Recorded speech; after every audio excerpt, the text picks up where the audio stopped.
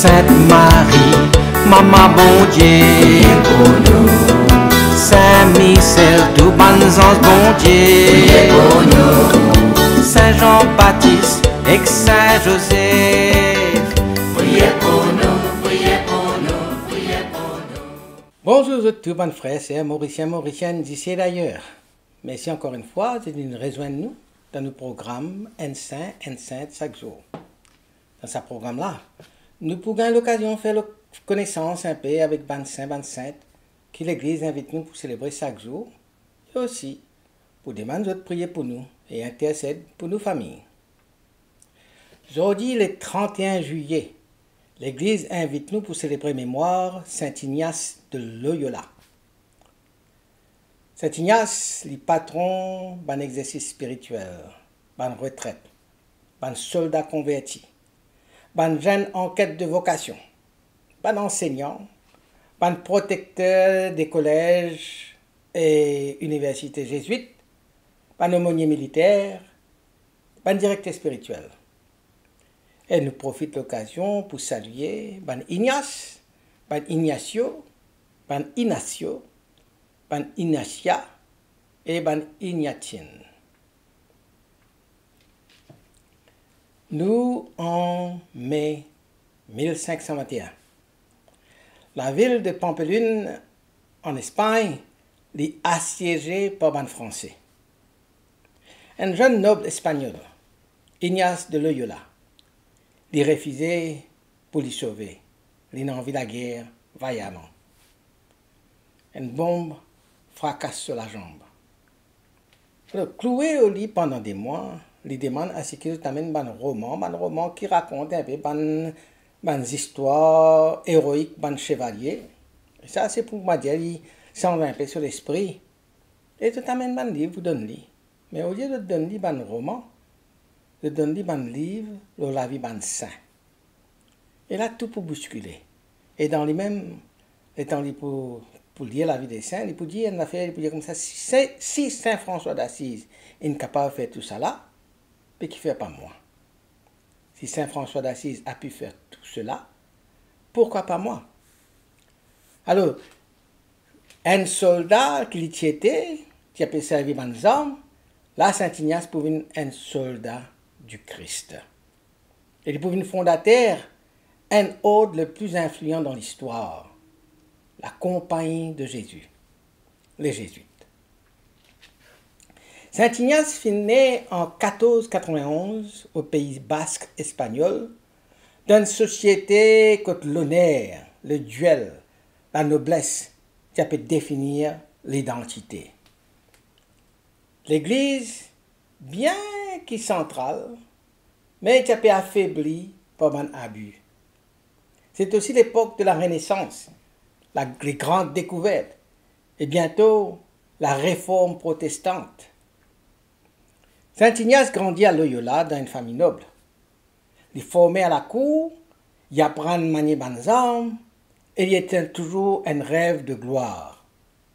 Et après qu'il fut grièvement blessé à la jambe lors de la bataille de Pamplona en 1581, il subit plusieurs opérations sans anesthésie pour que la âme capable de rester droite. Et quand nous disons sans anesthésie, c'est par souci d'élégance. Alors, Ignace, le Tibien, prend une longue convalescence. Pendant sa période-là, il y a un ouvrage spirituel. Comme je disais, il y a des romans de chevaleresque, mais il y a un livre de saints, et il y a des livres, notamment la vie du Christ et la vie des saints. C'est un moment-là pour marquer le début d'une transformation intérieure radicale. Dans le silence sur la Somme, il découvert qu'il y a un saint inspiré davantage qu'il y a un héros dans un livre fiction, dans un roman qu'il peut lire. Donc la souffrance physique vient, la source d'une renaissance intérieure de Saint Ignace. Mais c'est dans la grotte, près de Manrez, près de Montserrat, qu'il peut vivre une expérience mystique profonde. Donc, il retire à Manrez pour lui prier et faire pénitence. il gênait, il priait, il pleurait souvent de péché, il flagellait, jusqu'à ce qu'il frôle le désespoir. Et là, il peut dire, il peut décrire qu'il peut recevoir une espèce d'illumination divine intérieure. Tout d'un coup, il y a une compréhension spirituelle si intense qui lui a permis que dans cet instant-là, il finit apprendre plus que tout ce qu'il vient apprendre sur la vie. Il comprend alors que bon Dieu n'a pas cause dans la culpabilité excessive, mais dans la paix intérieure. C'est l'expérience ça pour donner naissance à un exercice spirituel de Saint Ignace qui nous connaît, un chef-d'œuvre de discernement chrétien. Après ce blessure, donc, Ignace renonce à sa carrière militaire. Il fait un pèlerinage en Terre Sainte, après il reprend sur l'étude de philosophie et sur l'étude de théologie à Paris. Là, à l'époque, il finit à 30 ans passés. Donc à Paris, il pourra rencontrer François Xavier et Pierre Fabre, et puis d'autres jeunes hommes avec qui il forme, le noyau, la future compagnie de Jésus, jésuite. Le 15 août 1534, sur la colline de Montmartre, il fait un vœu de pauvreté, chasteté et obéissance, et un vœu de mission universelle. Je tiens envie de servir le pape et quand il prend les autres, je peux aller. Ça, c'est le début d'un mouvement spirituel et éducatif qui peut changer le monde. Saint Ignace développe un don spirituel exceptionnel. La capacité pour discerner un mouvement intérieur de l'âme qui appelle les esprits. Ce discernement qu'il y enseigne dans son exercice spirituel permet pour distinguer ce qui bon Dieu voulait, ce qui nous, par nous-mêmes, nous égaux voulait, et ce qui le mal voulait. Alors, sa distinction-là, disons, ce discernement-là, nous discerne la volonté bon Dieu, nos propres volontés, ou bien c'est la volonté du mal. Ça don-là, vécu comme inspiration surnaturelle, fin aide des milliers et encore peut aider des milliers de personnes pour trouver d'autres vocations et pour faire un choix éclairé pour toute la vie.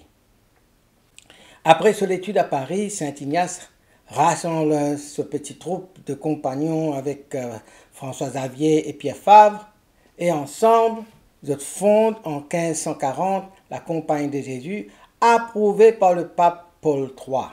Je devise Ad Maiorem Dei Gloriam, pour la plus grande gloire de Dieu. Cette mission, cette œuvre, est résumée comme ça. Éducation.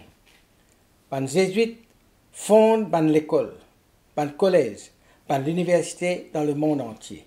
Ainsi, ils deviennent un pilier de l'éducation catholique. Par rapport à la mission, ils amènent l'évangile en Asie, en Afrique, en Amérique latine, en Afrique. Et bien sûr, accompagnement spirituel, Saint Ignace, avec ses compagnons, forme et guide les âmes à travers ce exercice spirituel. C'est un outil de transformation intérieure qui est à la disposition de tout bon fidèle qui a envie trouve ce discernement qu'ils ont bien fait aux autres la vie. Il est mort en 1556, épuisé par le travail, mais il laisse derrière un héritage immense. Aujourd'hui, les jésuites sont présents dans plus de 100 pays dans le monde, avec des centaines d'écoles, universités et missions. L'influence de Saint Ignace les continue pour transformer la vie à travers l'éducation, la spiritualité et l'engagement social, toujours à travers le monde. Saint Ignace, quand il cause en nous aujourd'hui, il y a cause à un monde qui perd un sens, qui perd une signification, un monde en quête d'une certaine identité. Il apprend nous pour discerner la voix bon Dieu dans le bruit de la vie moderne. Il rappelle nous que toute vie blessée, capable cadavre redressé sur la vie et l'exemple. Il invite nous pour une bonne contemplatif dans l'action, pour trouver bon Dieu en toutes choses. Cette pédagogie rigoureuse inspire encore l'école, le centre de retraite et le mouvement spirituel. Et lui dire, une de citations clés, prie comme si tout dépendait de Dieu, agis comme si tout dépendait de toi. Quand tu pries, priez comme à dire, toute chose dépend de bon Dieu tout seul. Et quand tu agis comme si tout dépend de toi. Alors, à nous prier, Saint Ignace. Saint Ignace, toi qui trouves la lumière dans tes blessures, apprends-nous pour discerner la volonté de mon Dieu dans la vie. Donne-nous ton zèle pour la mission, ton silence dans la prière, ton l'ardeur dans l'action. Fais qui pareil comme à toi. Nous servons l'exemple pour servir le Christ avec un cœur libre, sans chercher nos propres intérêts, mais seulement la gloire de mon Dieu. Inspire tout bon enseignant, tout bon accompagnateur spirituel, tout bon évangélisateur. Soutiens autres et soutiens tous ceux qui peuvent douter, qui peuvent rôder et qui peuvent tomber. Et faire que tous les hommes, toutes les femmes, nous entièrement disponibles à la volonté de Dieu. Ad majorem Dei gloriam, pour la plus grande gloire de Dieu. Amen. Qui bon Dieu bénisse et tous autres bonnes proches. Qui sur l'esprit habite toujours dans eux. Qui les protège partout et toujours. Au nom du Père et du Fils et du Saint-Esprit. Amen. Et à demain. Saint-André et Saint Matthieu, priez pour nous. Saint-Jean, Saint-Marc et Saint-Luc, priez pour nous, priez pour nous, priez pour nous. Sainte Marie-Madeleine et Saint-Étienne, priez pour nous. Saint Ignace et Saint Laurent,